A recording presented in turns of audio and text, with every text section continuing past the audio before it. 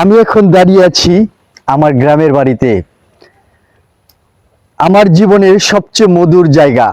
এখানে প্রতিটি গ্রাম, প্রতিটি মাটির দাগ, প্রতিটি বাতাস আমার শৈশবের গল্প বলে। আমার সামনে যে পুকুরটা, ছোটবেলায় এখানে আমি কত সাঁতার কেটেছি, কত আনন্দ করেছি।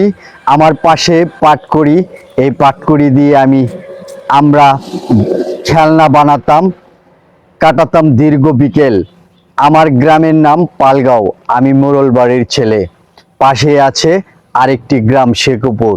এই দুই গ্রামের মাঝ দিয়ে চলে গেছে এক রাস্তা, যে রাস্তাটা ধরে আমি প্রাইমারি স্কুলে যেতাম।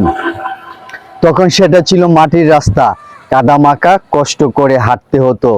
আর সেটাই পিচ ঢালাই রাস্তা হয়ে গেছে। কিন্তু সেই পুরনো দিনের স্বাদ আর নেই।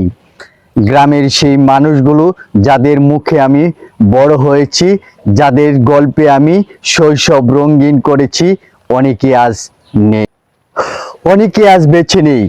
তবুও তাদের স্মৃতি এই বাতাসে ভেসে বেড়ায়, এই মাটির সাথে মিশে আছে। আমার শৈশব, আমার খেলা, আমার গ্রাম, সব কিছু মিলে এই পালগাঁও আমার জীবনের অমূল্য সম্পদ। এই স্মৃতিগুলি কখনো ভোলা যায় না, বরং যত বয়স বাড়ে ততই যেন মনে গেঁথে যায়।